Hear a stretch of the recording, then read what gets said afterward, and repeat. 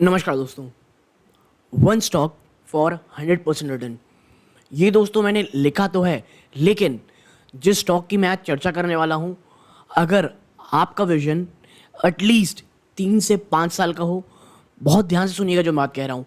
आपका विजन अगर 3 से 5 साल का है, अगर आप एक स्टोरी में बिलीव रखते हैं, क्योंकि जी हाँ, स्टोरी की बात है आने वाले 3 से 5 सालों में, आपके पास अगर वाकई में पेशेंस है और आप इस स्टॉक में टिके रह सकते हैं, तो मुझे पर्सनली लगता है कि आने वाले 3 से 5 सालों में ये आपको 100% नहीं, कईयों गुना आपको ये रिटर्न दे सकता है दोस्तों। ये स्टॉक आप कह सकते हैं अभी निवेशकों के मन में बहुत ज़्यादा कौतूहल भी पैदा कर रहा है कि आखिर स्टॉक में करें क्या। अभी भी कुछ ही दिनों पहले दोस्तों स्टॉक एनएसई बीएसई से भी निकला हुआ है। मुझे ऐसा लगता है कि अब तक बहुत सारे लोग इस बात का अंदाज़ा लगा चुके होंगे कि आखिर ये स्टॉक का नाम क्या है। देखिए, नाम जो सब नाम के जानने के लिए आए थे उनको मैं बता दूं, जियो फाइनेंशियल सर्विसेज। और इसके बाद दोस्तों जो चर्चा होने वाली है ना, ये बहुत ज़्यादा लॉन्ग टर्म की होने वाली है। और इसमें कई लोगों के सवाल इस स्टॉक को लेकर के ये भी आ रहे थे कि क्या ये सबसे बड़ी एनबीएफसी बनेगी, क्या होने वाला है, क्या ये मार्केट डिस्टर्ब कर देगी।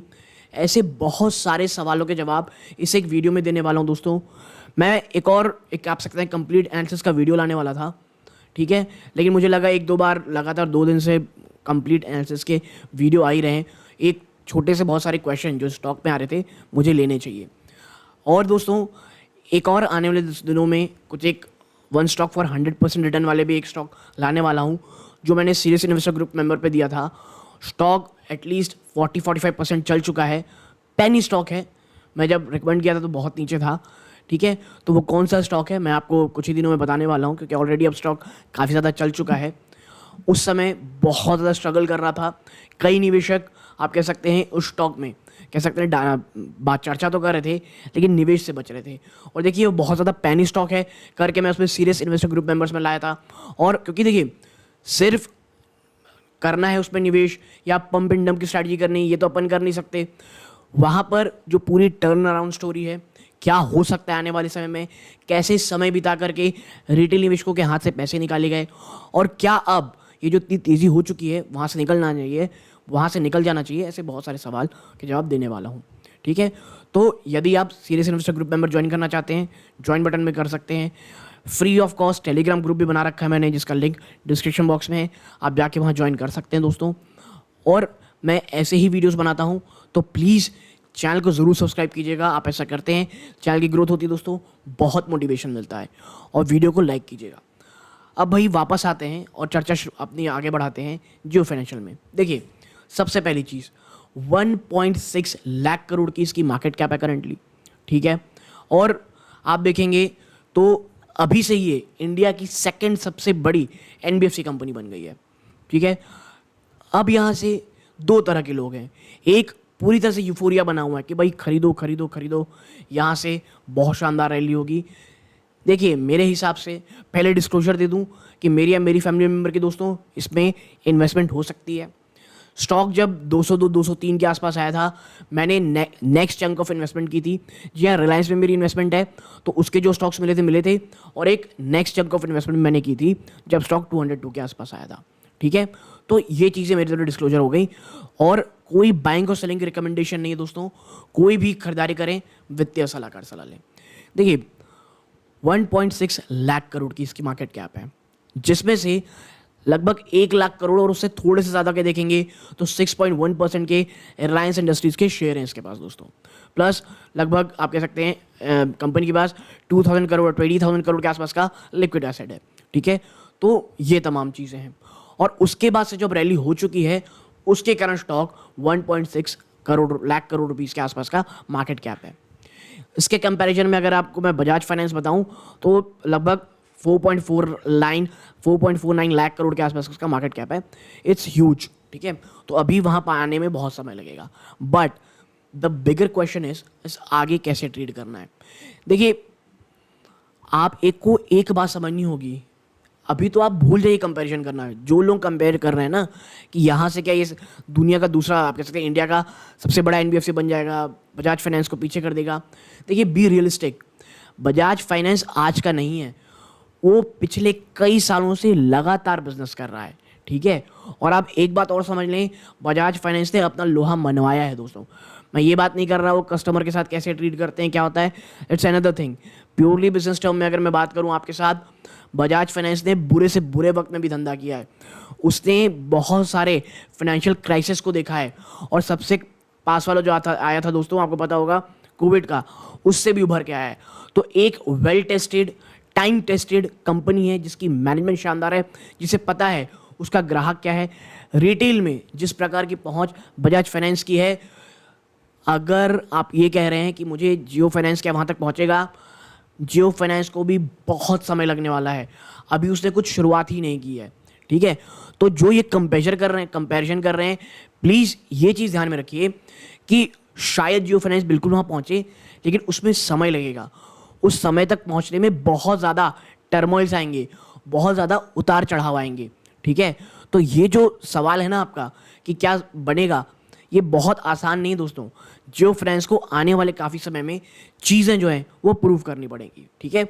तो एक बड़ा क्वेश्चन, और इसके ऊपर सवाल का जवाब इसलिए देना था, बहुत सारे निवेशक इस सवाल को लेकर के कमेंट कर रहे थे, चाहे वो सोशल मीडिया के थ्रू हो, चाहे कमेंट सेक्शन में हो। तो मुझे लगा सबसे पहले ये सवाल का जवाब देना चाहिए।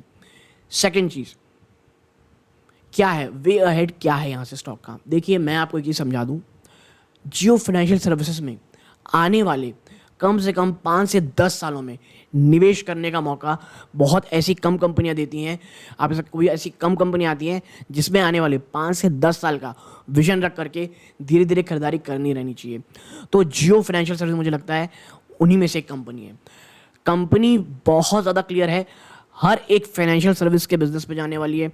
अब देखिए जो जियो पेमेंट सर्विस है वो भी कंपनी, अब आप कह सकते हैं, आप देखेंगे ना तो उसके भी आउटलेट खुलने शुरू हो रहे हैं।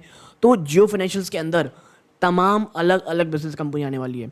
आपको पता भैया एएमसी बिजनेस में भी आ रही है कंपनी, आप कह सकते हैं ब्लैक रॉक के साथ।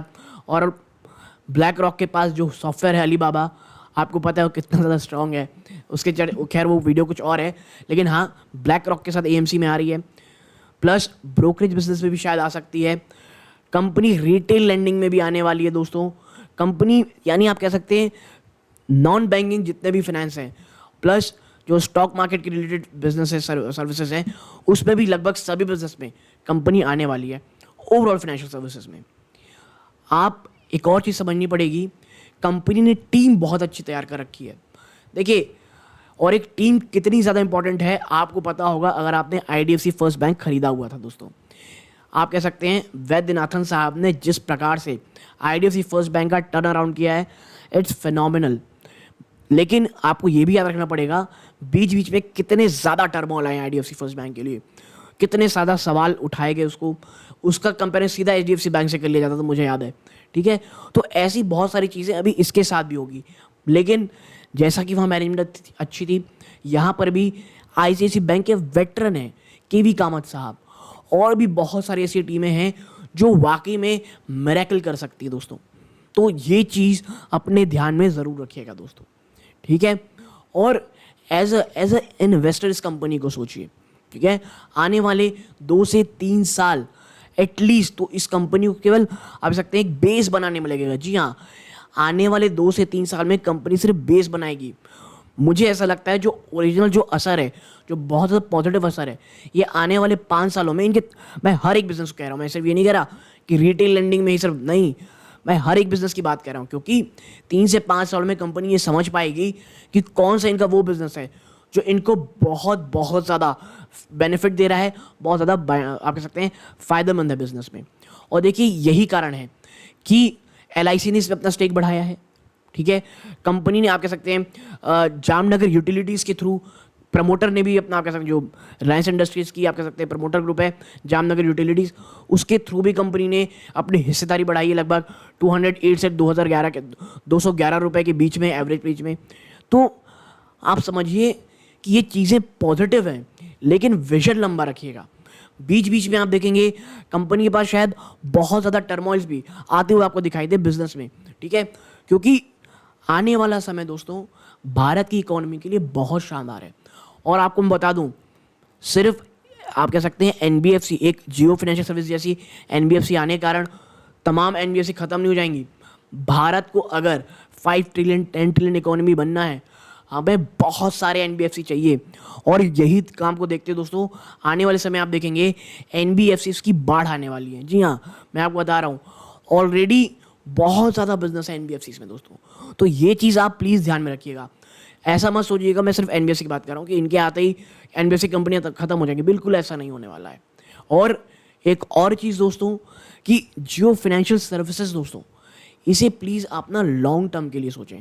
करेंटली स्टॉक 250 के आसपास अपने आप को संभालने की कोशिश कर रहा है, अपने आप को आप कह सकते हैं बेस बनाने की कोशिश कर रहा है। मुझे पर्सनली ये लगता है कि जियो फाइनेंशियल सर्विसेज दोस्तों, ये वो स्टॉक है जो आने वाले आपको कई समय तक आपको पेशेंसली टेस्ट करेगा, बहुत ज़्यादा टर्मोइल दिखाएगा, बहुत ज़्यादा ह्यूज है ग्रोथ के चांसेस। मीडिया हाउसेस में दो अलग फाड़ दिखेंगे, एक कहेगा ये बस भागने वाला, एक जन करेंगे कि इफ़ बट। मैं आपसे यही कहूँगा, विजन लंबा रखें, गिरावट हो एक्यूमुलेट करें, और जो वॉइसेस है ना, जो नॉइस है, उससे थोड़ा दूर हो जाए। आप खुद से सवाल पूछे, क्या आपको वाकई में इस स्टोरी में बिलीव है कि नहीं है। और सिर्फ हाँ इस बोलने की ज़रूरत नहीं है दोस्तों, बहुत सारे आर्टिकल्स पढ़ें, बहुत सारे वीडियोस पढ़ें, और एक बार जब आप अपना मन बना लें, आप समझ जाएं कि रिस्क फैक्टर क्या है, क्या हो सकता है, उसके बाद इसे एक्यूमुलेट करें और विजन लंबा रखें दोस्तों। ठीक है, कंपनी बिजनेस वाइज बहुत अच्छी है। कंपनी की मोट एक और चीज़ है दोस्तों, कंपनी बहुत ही कम कीमत में आने वाले समय दोस्तों कम रेट में अपने मनी भी रेज कर सकती है। भैया पहले रिलायंस के शेयर्स हैं, उसको कोलेटर रख के आप कह सकते हैं कम इंटरेस्ट रेट में ज़्यादा पैसे जनरेट कर सकते हैं, यानी फंड रेज कर सकते हैं, यानी आपका जो मार्जिन है उस पर इंप्रूवमेंट देखने को मिलेगी।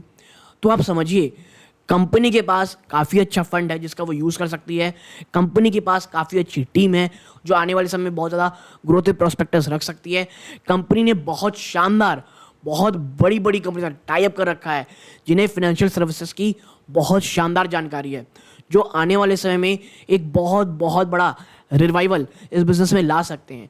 तो ये तमाम चीज़ें ध्यान में रखिएगा और याद रखिएगा, इट्स एन एनबीएफसी, ये फाइनेंशियल सर्विसेज का मैटर है। और फाइनेंशियल सर्विस के जो बिज़नेस होते हैं वो जितने ज़्यादा ऊपर जाते हैं उतने ही ज़्यादा कुछ प्रॉब्लम होती है, नीचे भी उतनी गिरावट होती है। बजाज फाइनेंस सर्विस के अगर आप बजाज फाइनेंस के शेयर्स को देखेंगे तो आपको समझ में आएगा मैं क्या कह रहा हूँ दोस्तों। ठीक है, बट लॉन्ग टर्म के लिए पर्सनली मैं बात करूँ, I am bullish on it. आपकी क्या राय जियो फाइनेंशियल में, प्लीज़ कमेंट बॉक्स में बताइएगा। और किसी स्टॉक के ऊपर चर्चा करनी हो कमेंट बॉक्स में बताइएगा, मैं उसके ऊपर ज़रूर से ज़रूर वीडियो लाने की कोशिश करूँगा दोस्तों। तो यहाँ तक जुड़े रहे, अपना कीमती समय दिया इस बात का बहुत बहुत धन्यवाद दोस्तों। ये सूर्यकांत है, जय हिंद दोस्तों।